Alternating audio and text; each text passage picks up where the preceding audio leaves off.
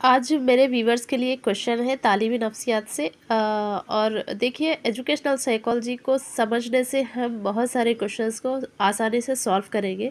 अगर आप ये लर्निंग थ्योरी में one of the important Kohlberg's की मोरल डेवलपमेंट थ्योरी है, अगर इसको अच्छे तरीके से समझते हैं तो यहाँ से हर बार क्वेश्चन आता है। बहुत इंपॉर्टेंट थ्योरी है कोलबर्ग्स का मोरल डेवलपमेंट थ्योरी। तो इसमें लेवल कितने रहते हैं? लेवल 3 है और स्टेजेस 6 है।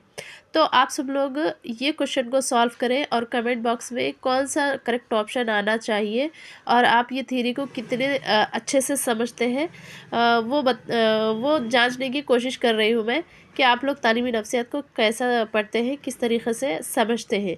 तो उसके बाद मैं आपको ये थ्योरी पर लॉन्ग वीडियो बनाऊंगी। बहुत इंपॉर्टेंट थ्योरी है, डिटेल में समझेंगे। लेवल्स कितने हैं, स्टेजेस क्या है, एग्जाम्पल्स क्या है। ठीक है, जब तक आप कमेंट बॉक्स में लिखिए